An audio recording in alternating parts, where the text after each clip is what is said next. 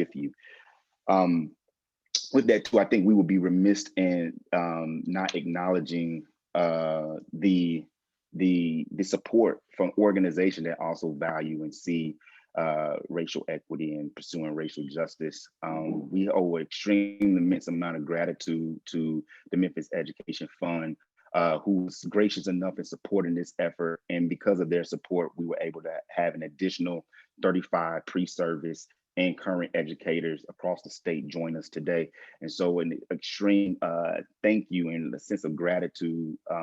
We are absolutely looking forward to the opportunities to continue to walk in arms and partner on opportunities that link with this work.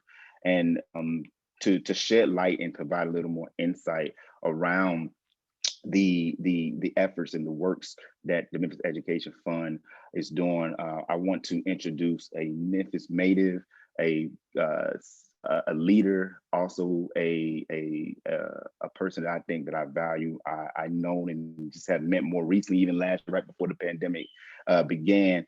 But I want to welcome and introduce Terence Patterson, who is the current CEO of the Memphis Education Fund, and allow him to share around some of the work that they're leading currently and what they have in line for the future. Welcome, Terence. Thanks, Darius. Can you guys hear me okay? Darius, can you hear me? Great, great. Thank you guys so much. Really exciting to be with you guys. My name is Terence Patterson, as Darius said, and I'm the CEO and president of the Memphis Education Fund. And I'm joined today by my awesome team, Tasha Downey, who is our Vice President of Advocacy, and Benjamin Friedlander, our Research Manager, and then also Ali Jaffrey, who is our Grants Manager, Grants and Innovation Manager.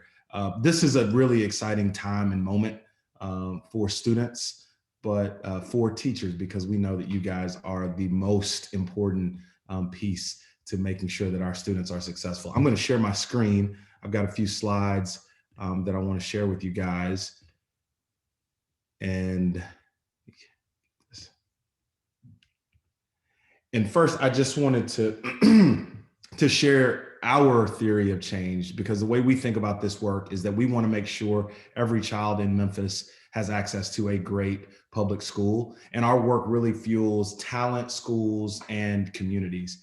And we are led by national experts in education.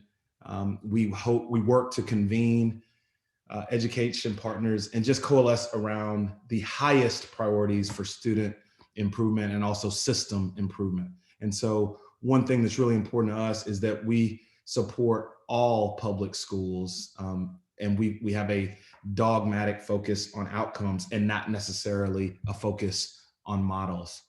And the thing that we're most proud of, though, is that when we think about the constellation of partners that we have to support teachers and to support students, we think that we have the best in class in the United States. And so we have organizations that you can see on this screen that are working together with a common goal and objective around making sure that we are transforming education for children through impacting policy, but also making innovative investments across the sector.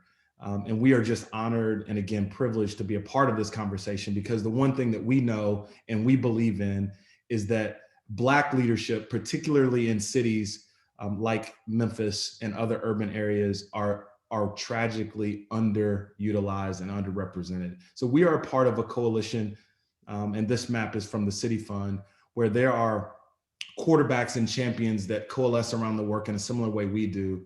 And if you look at this map across all of these cities, there are only 2 cities that have a leadership champion of color. And we find that, obviously disheartening, but it also fuels our challenge to do this work and do this work in a meaningful way. And Darius made a really good point when he said that when we just show up in the room, we're making a statement.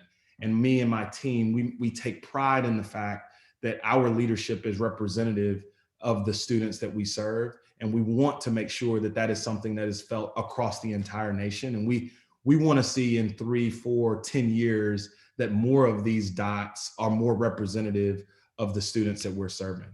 And when we think about the work that we do and how we support that work, especially with teacher diversity, we have committed over $30 million over the last 5 years. And this just gives you a snapshot of some of the organizations that we've supported. But I think the key here is that we don't just support the organizations, but we push these organizations to make sure that there are not only teachers of color, but there are teachers that are representative of the students that they serve. I can think back to 2011 when I moved to Memphis and worked with Teach for America and really pushed them on how they thought about teachers of color and diverse teachers that match the students in Memphis. Proud to support gentlemen like Patrick Washington and the Man Up effort that is pushing to have more African-American men in classrooms. Also really proud to support the University of Memphis and their River City partnership, where they have teachers that are from Memphis that are going all the way through the ranks, starting with their undergraduate experiences to train to be exceptional teachers in our community. So again, just really honored to be not only here, but in the ecosystem.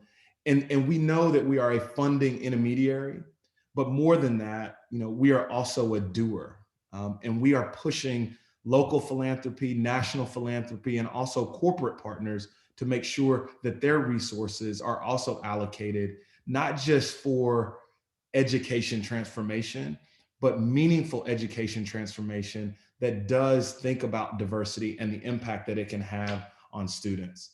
And so I just wanted to close because not a day goes by. One, I have a second grader that is in the public education system. And so as a parent, I know the value of teachers, but I think when I think about teachers and the exceptional impact that they can have, I think about my mother, and she was a career educator. She spent over 20 years in the classroom teaching English language arts and African-American literature. And I can remember the first day that I saw her have an African-American literature book, I thought to myself, I'm not getting taught that at my school. And I hope that I can get taught these types of lessons in my school, and my son will be able to get taught these types of things into the future.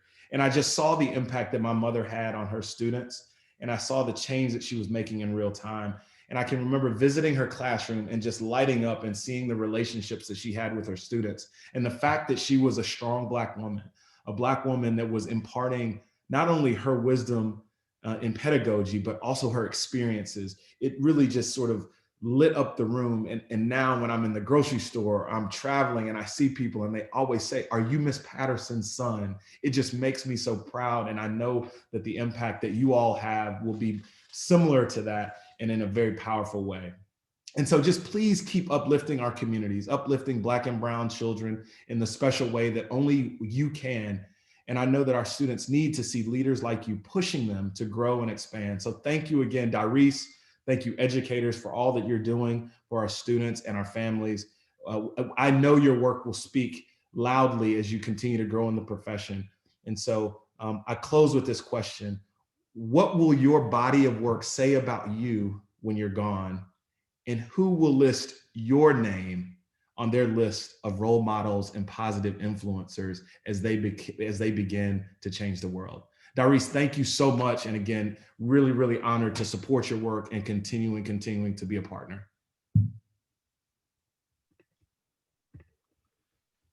Terence, thank you so much for joining us. Thank you for those words. Thank you for framing and setting the stage and kind of reverberating the ideal of why we're here today. Again, thank you very much graciously for the support of the Memphis Education Fund. We not only see you as a partner today, but also partner in the future and for many years to come, hopefully. So very appreciative for you. And also, I will be remiss in not publicly shouting out Tasha Downey and Ali Jeffrey, who were absolutely cogs behind the scene to make things happen. So appreciative of them, long time standing friends and colleagues in this work.